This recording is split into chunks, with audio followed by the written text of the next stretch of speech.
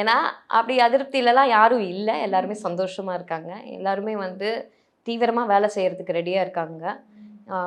பல விஷயங்கள் ஐயா எடப்பாடியார் அவர்கள் தெளிவாக பேசியிருக்காரு பொதுக்கூட்டத்தில். ஸோ அந்த வகையில் உற்சாகமாக இருக்காங்க மக்கள் எல்லாருமே. ஸோ ஏன்னா அம்மா இல்லாத டைம்லேயே வந்து அவர் வந்து 67 எம்எல்ஏஸ் கொண்டு வந்திருக்காரு. ஸோ அப்படி இருக்கும்போது சாதாரண விஷயம் கிடையாது. ஸோ அதனால் டெஃபினட்டாக ஹீ நோஸ் பாலிட்டிக்ஸ்.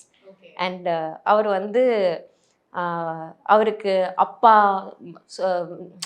இப்போ என்ன கலைஞர் மாதிரி ஒரு அப்பா இருந்து சொல்லி கொடுக்கல, எனக்கு அப்புறம் இது இது மகனுக்கு கைட் பண்ணி அவங்கள பாதுகாப்பு ப்ரொடெக்ட் பண்ணி மேலே மேலே மேலே கொண்டு போகிறதுக்கு இல்லை.